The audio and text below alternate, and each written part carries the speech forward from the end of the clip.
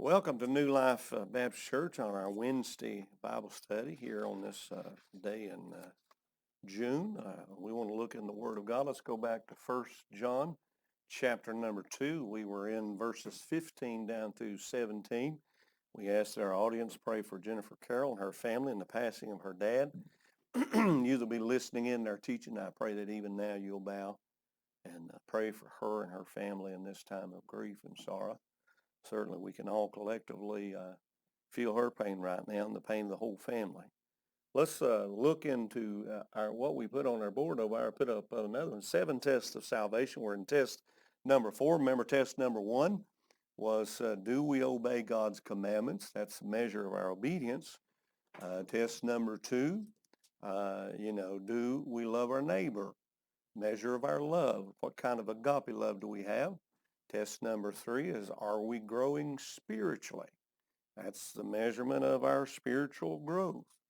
Test number 4 is, what is the focus of our love? In other words, we're not to love the world. So let's pick it up there. Let's just read these verses real quick, and then we'll jump back into them. Love not the world, neither the things that are in the world. If any man love the world, the love of the Father is not in him. That's a huge statement there. That if we love the things of the world, he says, realistically in the sense here, there is no love of God in you. That's kind of the way you could paraphrase that. So that's bold. For all that is in the world, the lust of the flesh, the lust of the eyes, and the pride of life is not of the Father. So its source is not of the Father. This does not originate in the Father. It is not a part of his creation. That's what the text is telling us there. So it's not of the Father. It's not a part of his original creation or thereafter, but is of the world. This originated in the world, and the one that rules this world, that old Satan, verse 17, the world passeth away. That's a key right there as well. You know, we talk about resurrection and things like that. We did Sunday night, did some teaching and preaching on that. It's important for us to realize, and we get in this verse, I think you'll see it, that the world is going to pass away. It's passing away even now. Now, that should prod some reactions within us, and I think we'll see what that should be. The world passeth away, and the lust thereof, but he that doeth the will of God abideth forever. So, okay, we see in this, we kind of got in these verses. We were talking about love and not the world. 2 Timothy 2:4, no man that warreth entangle himself with the affairs of this life. He doesn't get entangled in the affairs of this life. He doesn't make the things of this life the preeminent things of his life. What is being said here by Paul to young Timothy, and that he might please him who hath chosen him to be a soldier, so to be a warrior in his name. So Paul here very distinctly says, we're not to love the world. Now this world is what the soldiers of Christ are warring against. So why in the world would we get entangled with it? You know, that'd be like going and being a part of the enemy, but then you turn right around the next day and you start fighting them. Ephesians chapter 5, Paul again, the church of Ephesus, and have no fellowship, no communion, no relationship, no fellowship, if you will, with the unfruitful works of darkness, but rather reprove them. You know, I honestly think, folks, we're not reproving much. Anybody hear any hellfire and brimstone preaching lately? Hear much sin preaching lately? I hear a lot of that build me up, make me better stuff. But where's the real grit? You know, where's calling sin sin? Where's calling it out? Calling out now. I have no doubt, folks, y'all might as well mark it down. I'm getting ready to get busted by Facebook. I have been amazed. I have written, I don't know how many times I've written Democratic Party this week. I wore them out. How many of you saw the thing out there I put on the 12 major cities? I did a little research. I did a little journey back over history, some all the way back to the 1600s, and followed all the mayors all the way through 12 major cities. And over the course, some of them was not that long back, some of them was 100 years, but I think Atlanta hadn't had a Republican or a Republican mayor in over 100 years. There's 3 or 4 of them haven't had any Republican mayors. And what I got to studying was I was studying about the upheaval in our culture and upheaval in our society, but we're blaming people. But do you know that there were 154 different mayors in those 12 cities? 18 were Republicans. This is over the course of decades and decades and decades. So if our cities are in such an upheaval right now, I mean, 2 weekends ago, Chicago had 18 murders in one day. That's the highest number killed in any one day since 1961. And they were grumbling and complaining, why didn't the law show up? Well, you got a city under protest, under siege. Anybody know how many calls they got to 9/11 on that singular day? Take a guess. 65,000 in 24 hours. 65,000. Hey, you want to be a cop in Chicago? You reckon them people know what overtime is? Now we got Seattle where they've taken 6 city blocks and they're asking for volunteers with guns to come and keep their ground. They want to keep those 6 city blocks. Folks, it's getting nuts. It's getting crazy.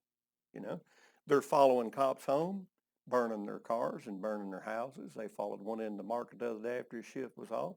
They followed him from the protest, saw him got in the car and they followed him and unloaded a gun on him. He's in ICU, not expected to live, but he was in there just getting him a snack on the way home. They followed him.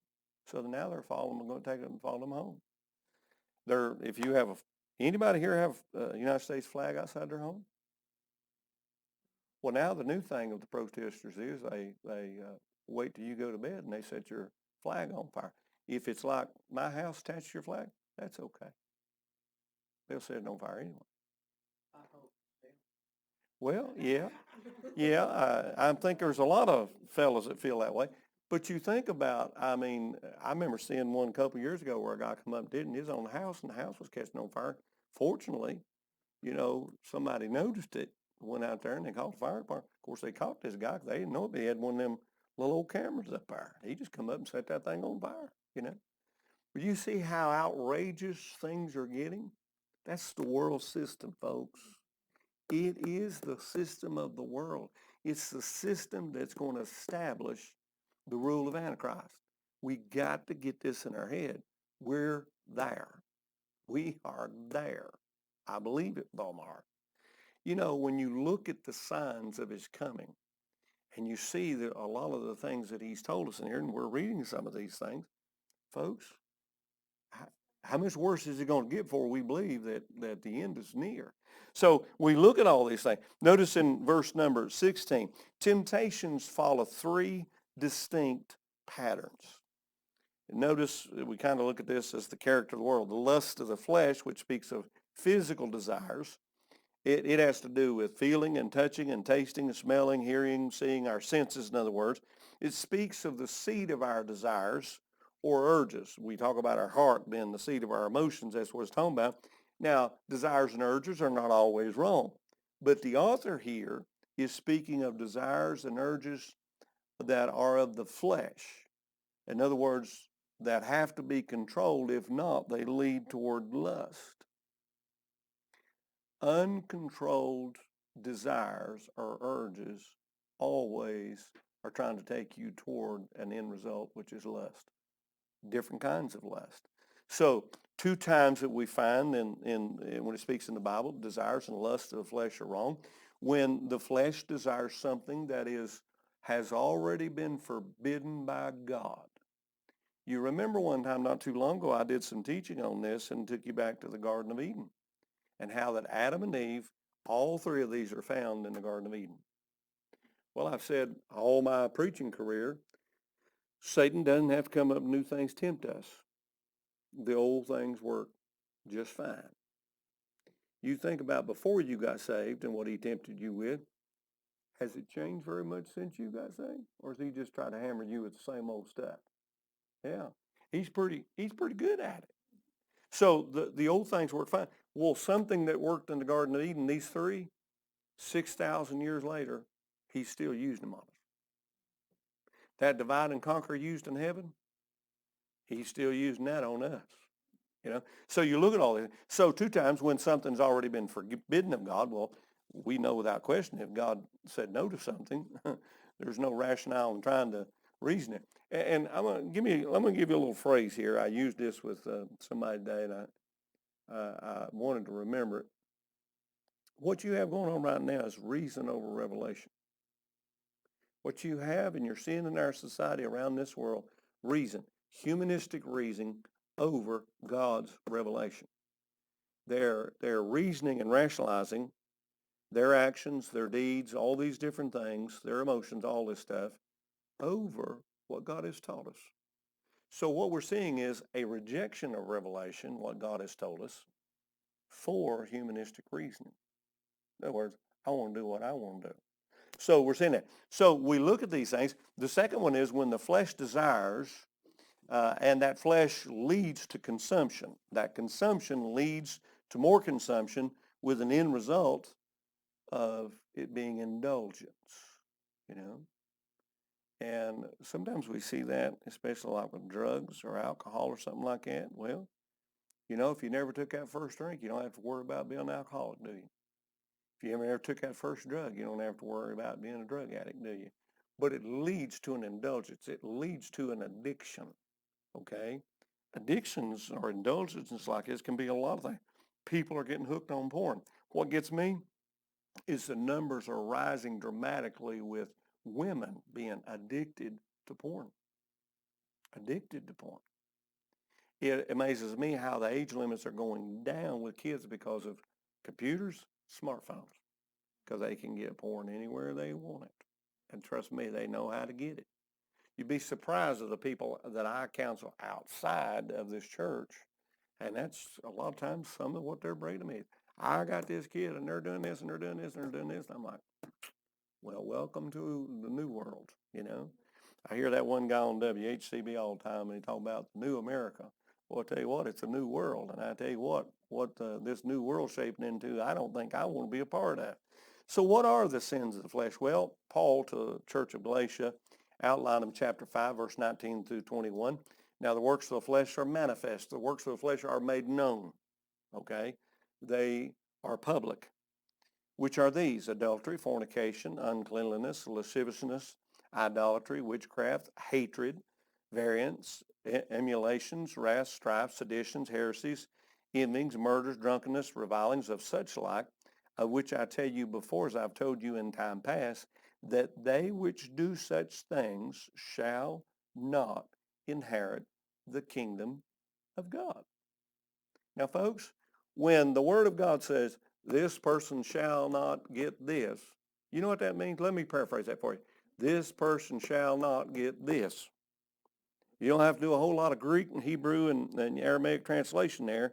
The English works real well, So he's saying that they which do such things, you will not inherit the kingdom of God. All right, let's take a look at these for a minute. Adultery, sexual unfaithfulness, we know what that is to a husband or a wife. Fornication.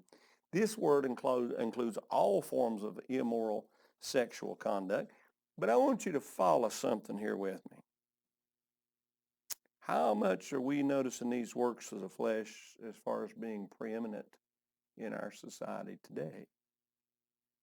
Now, you think back 100 years ago, maybe when your papa or your mama was alive, maybe you didn't see a lot of these indulgences like you do being manifest or made known. If it was, most time people try to keep it secret. Not so much anymore. But think about as we go through these, okay, fornication. This also includes premarital sex, adultery, lust, all these things. Is some of this teaching we're already seeing lost on the younger generation? Immorality, premarital sex, lust, things like that. Most of the younger generation today don't blink an eye at a lot of this stuff. And like I said, we don't hear as much preaching and teaching on it anymore either, We do a lot of Bible study. We just don't do a lot of study what the Bible says. Uncleanness, immoral impurity, in other words, moral impurity. And the sense of this in the Greek is things that pollute the mind of the believer. One text in the New Testament talks about filthy dreamers. Look it up sometimes. It'll surprise you. Filthy dreamers. So when we talk about uncleanness, we're talking about a moral impurity really seeks to invade and control through the mind. Yet the Bible says, whom the God of this world hath blinded the minds of them which believe not. So certainly Satan targets the mind that is within our soul. Okay, within our soul. He certainly targets that. Lasciviousness, this means indecency. Let me ask you something. When you walk down through the streets of Bristol, or if you go out here to one of these little shopping centers in the middle of the summer, are you embarrassed for some people the way they dress? Or how should I say, how little they dress? What would your mama done to you, some of you ladies, if you went out in public like some of these kids do today? Yeah, mom, you'd had a funeral. Probably nobody showed up, they just dug a hole, throwed you in it.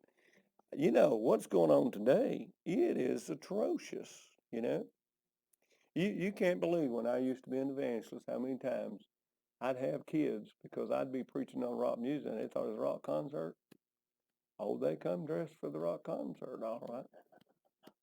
It was, I had a deacon come up with me one time, and I was on the stage of a high school gym out of state. He come up there and he said, preacher, did you see that young lady come in? I said, one over to my right. And he said, yeah. And he said, my God, he said, she ain't got nothing on. So what are you going to do about it? I said, I'm hoping she sits down so she won't be seen, because I said, I got a funny feeling she don't know what she's in for yet. But I said, I think she needs to hear what's going to be preached tonight. And it was appalling. Okay, and I thought, so that's where you go when there's thousands and thousands of other young people crammed into a building for a concert. This is how you want to be seen. Guys are just as bad as girls. So we're seeing. So think about our culture today. A lasciviousness. That means shamelessness, unrestrained evil behavior. So thoughts and behavior. Idolatry, the worship of idols, including things made with hands, or, like mental worship, one's primary devotion to something other than God. This right now is raging. You say, I don't believe people are worshiping idols. Folks, anything that you exalt before God is an idol. You want me to show you some idols? I'll give you a prime example. Go home, to your home, to your kids, your grandkids, take a smartphone, watch from them. Recently, I had a family contact me that their young teenager, they got a fight over over a smartphone, because they was going to lose it for a couple of days. A fight. I can only imagine if I got a fight with my daddy when I was growing up over the phone. I wouldn't be your pastor today. You would have never heard of me. Miss Kay would have never heard of me, because I'd have been planted somewhere down in the woods long ago. I can remember coming in, Dad say, I need the phone, boy. You know what that meant? Get off phone. It don't matter who you're talking. I don't care if it's Kay, who it is. It'd be your mama in the bedroom. She's talking to you on the phone. Get off phone. I need phone. That's the way it was. Of course, we had a party line. You couldn't say anything to anybody because everybody knew it, especially when you had two like I did that always liked to share everything that they knew about you. But idolatry can be all kinds of things. It can. And I think it's sad that we've let our kids and our grandkids exalt things to that degree, but they have. Wonder where they got some of that teaching at. Did they see it too much in us? Maybe. Witchcraft, sorcery, use of drugs, drug paraphernalia, evil spirits to gain control of the lives of others or over even one's own life. This includes a lot of things. I've taught a lot on this. I don't need to go there, but I will for the sake of those out in the audience and in the internet. Includes astrology, palm reading, seances, fortune telling, crystals, astral projection, tarot cards. As I said a couple of years ago when I just did my last updated message, this is absolutely raging in America. It is the fastest growing false religion. It is faster growing than the Muslim religion. It is raging across this globe. I have studied this for 4 decades now, folks. I've talked to a lot of people that are in the business, a lot of people that taught the business. And I'm telling you, it's underground a lot, yes, but it's becoming above ground now. We're starting to see these churches springing up all over America, like Detroit, major one up there. And they're targeting different major cities, and they're using the courts against us, freedom of speech. So this stuff's going on, but it's drawing our kids into it. And what they're doing is they're offering them an alternative to the gospel. That is what is so frightening to me. They have now taken the message. When I first started 40 years ago, that was not necessarily their pivot point. It is now. They are openly saying we're an alternative against that Christian faith, that gospel stuff. I mean, they're targeting it as an alternative. And unfortunately, a lot of Christian, faith across this country there's a lot of people doesn't have a very high opinion of it. Well, the young people are swinging to it. I remind you, the millennial generation, 39 and below. That is right now the lost generation, the first lost generation to America, to the church. I asked Dr. Green, I said, Dr. Green, right now, and everything I'm seeing, the millennial generation, I said, so far they haven't come back, and I said, it's not looking like they're going to. I said, can we lose a generation in the Church of America? And he said, no. Best church man I know, period. He said, no, can't. Because guess what? Guess who has the teenagers today? If you're 39, guess who has the kids? If they're not going to church, then their kids are not going. So what you're doing is when you have one lost generation, they're dragging another one right behind it. Okay? So if you have no basis of that, false religions are coming in and trying to take up that void between the Muslim faith, between witchcraft, all these black arts. There's a lot of things here. This thing springs off so many ways. It's just crazy. So we're seeing this. Notice the next one, hatred. Anybody ever who's seen hatred like we have on our streets in America? I thought 68 was a bad year myself. Pretty rough year that year. I had, it's funny, Brad, you'll appreciate this. Y'all don't know this, but because some of what you read on my post and Facebook, you don't read the posts they send me by messenger. Now, I got some Muslims that just really love me overseas, Saudi Arabia and stuff like that, and they blast me every now and then when I say something. But I got people that are right things, and boy, they'll just, well, I had a young guy the other day where I was getting on to some of, the current movement and it not really being about what they say it's about. It's just about wickedness and lawlessness and all that. Well, he come in and he started on this, and he was a younger man, below 30. Had a picture of him there. He wrote me and wrote me and wrote me, and I thought, buddy, I'm tired of typing. No, you're not swaying my opinion. I got an opinion, you got one. You don't agree with mine, fine. I certainly don't agree with you. He said, well, you don't understand. He said, it wasn't until after Dr. Martin Luther King Jr., because I brought his name up, I said, Dr. Martin Luther King Jr. wouldn't have anything to do with what's going on right now. He was a man of peace. And followed him all my life. I was down deep south when some of that mess was going on. And, oh, yeah, he said, but you got to understand, he said, we didn't have a civil rights law until after he was assassinated, 1968. And I said, pardon me? He said they didn't pass any civil rights legislation until they did it to honor him. Anybody know when civil rights law was passed under the Johnson administration? 1964. I said, well, son, I hate to tell you this, but I said, one of your problems is you don't know much about your own history. He said, what do you mean? I said, they didn't pass that in honor of Dr. Martin Luther King Jr. I said, it was past 4 years before he said, oh, no, that's not right. I said, did you go to American school to learn your history on America? Yeah. He said, that's when it was passed, 1968. It was passed after he assassinated. And I said, well, then he come up with something else, and it was wrong, too. I mean, he just kept, everything he kept bringing up. That's part of what fuels this. You ever wonder why we don't teach civics in school anymore, or American history, or any of those things? We don't want them to know it. We have a professor today that come out who looks like she's probably Chinese. I don't know if she's American Chinese or what. Major university. She said, if I find any student that has any kind of hate speech, she said, I will throw them out of my class, period. Well, there's this little thing called the First Amendment. Right now, we're being targeted from so many angles, folks, but it's hatred. You got to call this thing what it is. Now, what the guy did there to George Floyd, I think it was hatred on his part, that policeman. And you can't tell me that you don't have some bad apples. You got enough apples, one of them is going to be bad. But it doesn't mean they're all bad. I've had some bad doctors, but I don't believe we ought to go out and protest every one of them. I probably had a pile or two I didn't think much of. I remember going overseas. What is a near miss in the sky between planes? Anybody know? Do what? I've heard even up 2 miles. Yep, heard everything. How close you think you are when you can read the numbers on the wing of a plane? Well, I did over the Atlantic. When I was heading to Israel, I looked down, and here come a jet, and it went, and I read the numbers off side of that thing. We were right out in the middle of the Atlantic. They didn't give me that spin. We're 5 miles up doing 500 miles an hour. And if we go down, your seat is a flotation device. I thought, honey, if we go down, my seat is going to be mincemeat by the time we wreck this tin can, you know?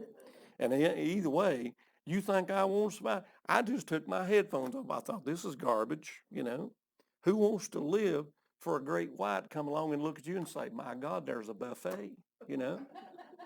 I mean, dessert, bread, you know, anything but tea, you know. And I'm thinking, are you crazy? And then I looked down, I looked that window, and I seen that plane coming, and I thought, and it was, we was going like, he went, and I'm like, I'm pretty sure that's a real near miss. Nobody said anything. I thought, I'm only one on this plane awake, including the pilots, you know. So was that a faulty pilot error? Probably both ways, you know. Neither one of them were broad daylight, you know. So do we target everybody for someone's mistake? I don't think so. I don't think so. Look at hatred, hostility, uncontrolled anger. I'm giving you mostly Greek definition here. Uncontrolled anger directed at someone. Hatred that is deep-rooted anger towards someone that is not forgiven. I told you before that in psychology, one of the things I learned was of the people that are committed to mental institutions, 60% could go home tomorrow if they'd learn how to forgive someone that they hate.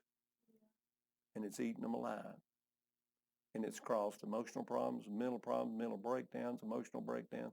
6 out of 10. That's a lot of people, folks, in this country. Variance, what is that? Strife, discord, contention, quarreling, dissension, all these things. When you strive against another and gain, you know, like position, power, control over whatever. Emulations, wanting and desiring to have something someone else has. Doesn't have to be a thing. It could be recognition. Do we see some of this in our schools? Well, we really do, don't we? We really do. I used to see it in sports all the time. Kids, moms or dads trying to live through their kid, you know, and driving their kid and driving their kid and driving their kid. And I'm thinking, did somebody drive you when you was that age? You know, probably not, because you didn't play, but you want your kid to play. What do you really want? Well, recognition, honor, position. Not only for your kid, but too many times for yourself, you know. A wrath, indignation, a violent, explosive temper, uncontrolled anger, quick, explosive reactions that arise when the emotions are stirred up. Strife, conflict, struggle, dissension or discord, seditions, division. Think about this, seditions, division, rebellion, standing against others, Greek definition here now, standing against others, or splitting away from others. Dr. Green has a way of explaining about American concept. We were supposed to be a melting pot. What does that mean? America was founded to be a melting pot. Immigrants from all over the world coming in, same pot. And like if you put 4 different kinds of cheeses in a pot and then you start breaking it down with heat and stuff, it all melts and just blends together and becomes one. We're a melting pot society. You know what we become? The old Egyptian stew pot. Carrots, potatoes, meat, something else. But everything's individual. Everything has its own identity, but it's separate from the whole. That's what we've become. Everything's segregated. Everything's about me. It's not about you. I'm over here in the stew pot, and I need more in the stew pot than you do, so you need to get out of the stew pot because I need more room. Or I want to be the thing that's savored in this stew pot, and you're taking that away from me, so get out. We become a stew pot instead of a melting pot. That's exactly what God intended his church to be, is a melting pot. God doesn't care about color, folks. Jeremiah said this the other day, and it's true. When I went to Kenya, I asked him a question on the floor of the church. I said, and it did blow some of those people away. I said, I don't know, I guess you were there, Susan. I said, what color is God? They sort of looked at me. I said, good possibility, he's black. Anybody tell me he's not?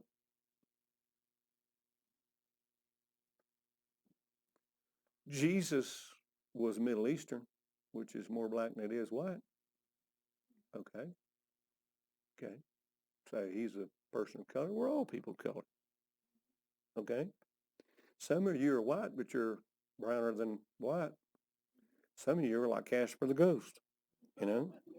You were to go out and hit Vanessa there, we turn that bulb off over her head, she'll come out of here with sun poisoning, you know. I got a grandson just like you, trust me. And I know a little redhead's probably the same way. But you think about it. I mean, who says God's white? God could have made that. And I told him, I said, do we know that Adam and Eve were white? We don't. Because we all came out of the same human beings. If you trace it back all the way back to Adam and Eve, or if you trace it back to Noah, we come out of the same heritage. The main thing is we come out of the same creation. God didn't create race. We did.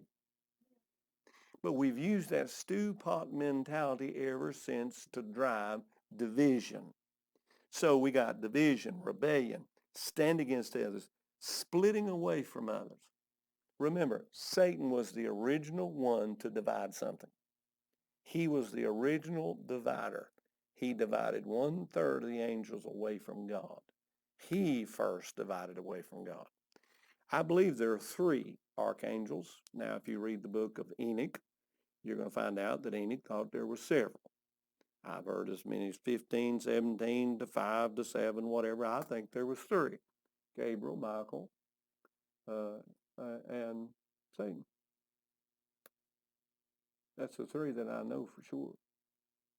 But I believe that probably the most powerful of all was Lucifer. You say, why is that? Well, we know about Michael's power and we know about Gabriel's power. But Satan was given the role to protect the very throne of God, to be the worship leader of all of heaven.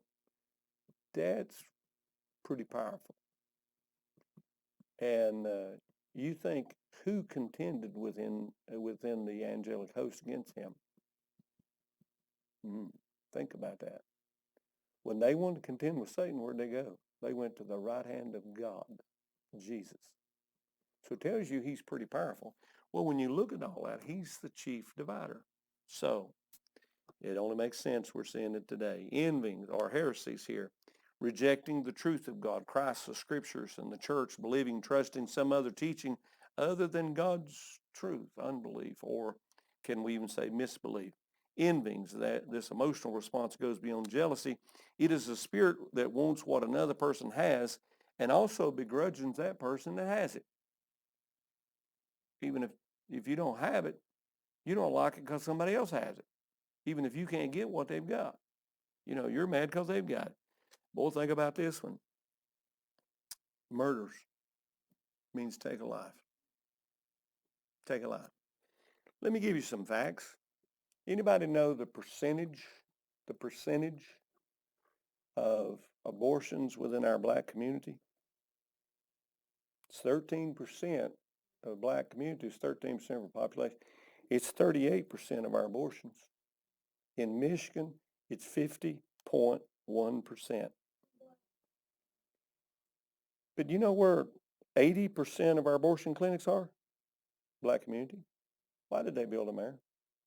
The lady who started Planned Parenthood was a Well, when she started it, she made this statement. She said, I am creating, Planned Parenthood so that we can eradicate black people from America. Isn't it funny that all these decades later, 79%, almost 80% of all Planned Parenthood abortion centers are in the black community, and the others are real close to it. Now, we were averaging, I know back in 2016, about 2,900 plus babies a day being aborted. But in Michigan, of the 50.1% of those that are having an abortion, 93% are unmarried. Anybody remember 1994, a crime bill act that went through by President Bill Clinton? He pushed it through. He used a guy in the Senate to help him. Senator Biden helped write it. If you have certain crimes and you're a black person, you're not allowed to go back to your family. Now 75% of black children are born in America have no dad. Guess where that started? It was right there when that crimes bill was put through. It was put through to discourage people that were criminals to come back and teaching it to their kids. What about the mother that was working 2 jobs trying to put food on the table and no one was home watching the kids? They created a mess by the legal system. Folks, you can go on and on and on with this, you know? And so many people are on welfare and things like that, and they are oppressed. But unfortunately, remember those 12 cities I told you about? All of them are controlled by Democratic mayors and have been for decades. So the oppression's coming from within the party that they support. Now, before you get on my case, I'm a Democrat. I haven't voted for a Democrat since Carter. I believe in what the party originally stood for. The problem was they left it long ago. So I don't claim them anymore. But I was a Democrat growing up. But I've seen the falsehood, folks, of our, I don't care what party it is, it's not going to solve America's problems. But here's the thing. They're saying, we need to create a dialogue. How many of you know who William Bennett is? Do what? Yeah, former Secretary of Education. Well, he wrote a book about that thick. I read it. I got it. Smart fella. He come out here the other day and he said, everybody keeps saying we need to have a dialogue on race. He said, do you really want that? He said, I know a lot of leaders on the Democratic side do not want that dialogue because all these facts are going to come out. And then they're going to start tracing back who's really supporting those facts. And then they're going to begin to see really who's behind a lot of this stuff. And he says they cry dialogue in front of the cameras, but they don't want one. Because they're going to see then who's pushing a lot of things. Folks, you don't think this hadn't been, you don't think it wasn't going on in the Roman Empire?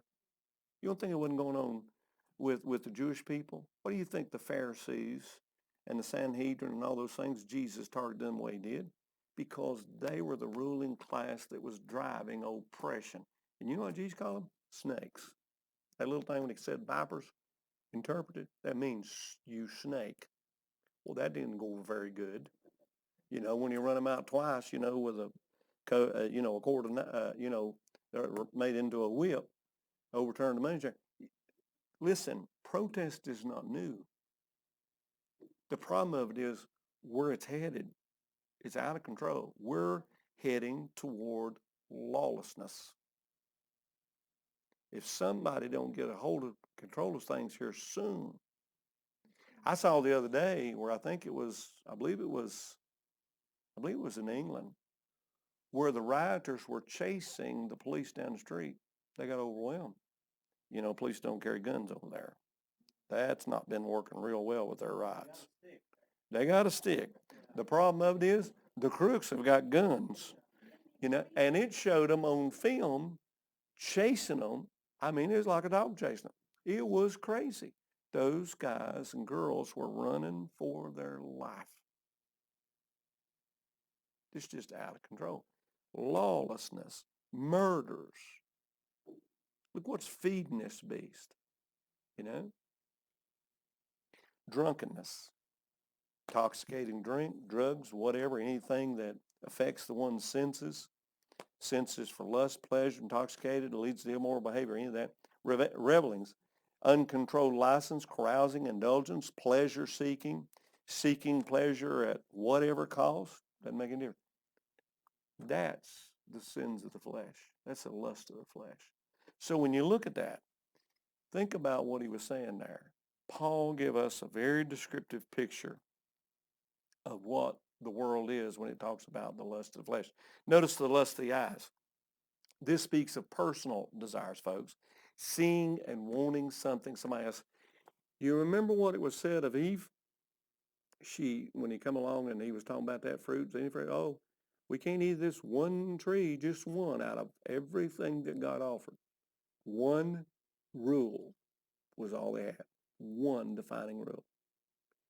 Well, surely it won't die. And the Bible says, and she looked upon the fruit, it was a fruit to make one wise, but it was pretty to the eyes. The lust of the eyes, personal desire, seeing and wanting something, could we say that's forbidden? Or something that's not ours? Or something that shouldn't be ours? Now, there's nothing wrong with seeing things and wanting them. I'm not saying that. But when we think about just like the lust of the flesh, it becomes wrong when two things happen. We see and desire something that has already been forbidden of God, like with Adam and Eve, when we seek something only to consume it upon our own lust. When we make it all about me and not about someone else. I feel so sorry for that guy the other night. I watched that report there. The guy there, I think it was in Michigan. He was a black guy, and yeah, evidently must have his own business. Said because he had his work truck there, and he said, I did everything the way you're supposed to do it. He said, I saved my money. He said, a lot of things I wanted. He said, tonight, he said, I got 5 kids and a wife. He said, I saved my money and saved my money. He said, I got me a down payment house. And I bought me a house. He had a nice house. You could tell that pine, what was left of it. And he said, his work truck there. And he said, that crew come by and he said, they don't care who you are. They don't care if you're white, if you're a minority. They don't care. He said, they are bent on destruction and anarchy. And he said, they burnt my house down and burnt my truck down. And he said, what am I supposed to say to my 5 kids? And what hurt me about that was, he was saying, I did everything that you're supposed to do as a dad and a husband. Did it all. Denied myself. Let my desires go. How many times we see people go out and self-indulgence, you know? There ain't enough bread on the table, guy go buy a $25,000 bass boat, you know what I mean? Or he's got to have a big truck, you know, whatever. But he said, I did it right. He said, I did the right thing. He said, what am I supposed to? His big beef was, how am I going to explain this to my kids? How am I going to explain to them who did it?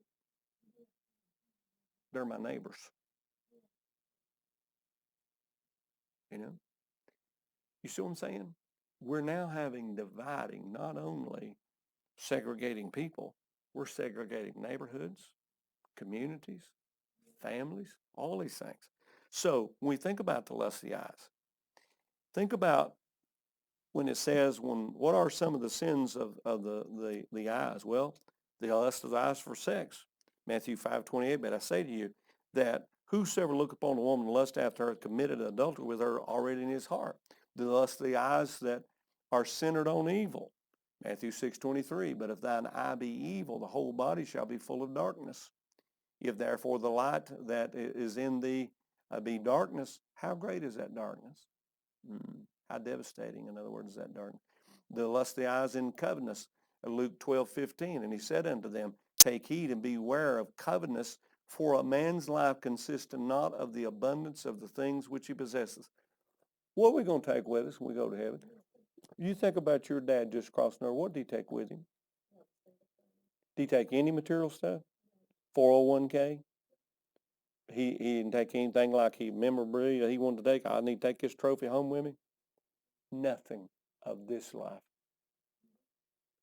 The world passeth away, folks. But you know what? I don't believe our kids believe that. I think they think they're going to take everything home they have here home to heaven with them, because that's the way they act. Folks, we got to get over the world and the stuff, all the stuff. And we've made it such a huge idol in our life. So covetous, the lust of the eyes after alcoholic drink and drugs, Proverbs 23:29 through 31. I'll read that for you. You can read yourself. The lust of the eyes after other gods, Leviticus 26:1. You shall make you no idols nor graven image, neither rear you up a standing image, neither shall you set up any image of stone in your hand or bow down to it, for I am the Lord your God. God said there's one, only one, me. Anything you raise up before me is an idol. Philippians said, Paul said to the church there about joy, that in all things he might have preeminence. But we go after these. What about the pride of life? And we're going to close. Speaks of two different things. It means self-centeredness.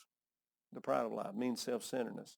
The person that is focused entirely upon himself and wants others to focus upon him as well. Could we say a little bit of narcissism there? This person seeks attention by his or her dress and looks. Got a lot of that going on, don't we? I keep saying, think about these three areas of sin and how prevalent they are in our society today. We got girls starving themselves to death so they can look like some model in a fashion magazine or somebody on TV that's a superstar. Well, there's a world difference where both live, but they're trying, and then they feel bad about themselves if they don't, make the cut as far as, measuring up to them. So they seek attention by dress or by looks, seek attention through position or wealth. Think about that. Anybody seen that police video? It's really comical. Happened maybe, I don't know, it was a year ago or so. It was up north. These two cops pulled these kids over, and what it was, they had their windows blacked out. They got a law there in that state. You can't black your windows out. Well, they did. Well, the young boy didn't have his registration and everything. So he was without current tags. He didn't have registration. He had his windows blacked out. I mean, it's all kinds of things. Well, there's 4 kids in there. Well, this lady pulls up. She had this, we're going to have this car hauled in and pounded because it doesn't have registration stuff, right tags on it. These 2 cops down there, all of a sudden, here's this irate woman. She said, I'm mother one of them over there. And they said, well, but your daughter's sitting in the back seat, said, she don't have a ticket or anything. She said, well, I don't know what this is about. I said, well, go over and ask me. It's right there on the side of a busy highway. He's trying to get her away from her, and she said, no, I asked you.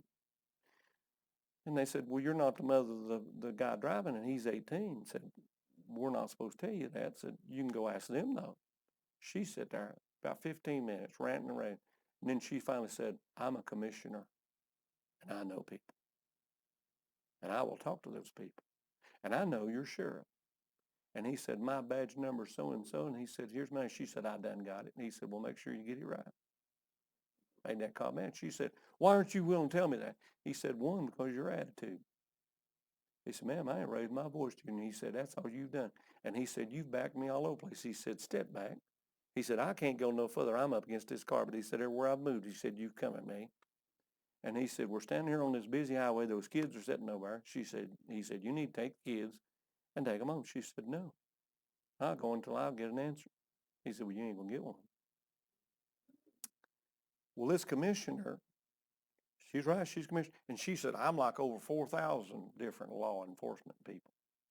She showed them her credentials and her badge and everything. And boy, she was laying on thick. Well, come to find out, she was the Hillary Clinton, she was on the financial board for Hillary Clinton nationwide. Well, guess who lost her job when they seen the film? Because that sheriff she's talking about put it out on Facebook because he was mad the way she was treating these officers. Well, then she started backtracking and trying to this and trying that, and they said, the other commissioner said, we're doing an investigation. They said, this is over the top, way beyond. She had to resign her. She'd been a commissioner, I think, 20 years. People get nuts on this stuff, folks. Everybody has a job.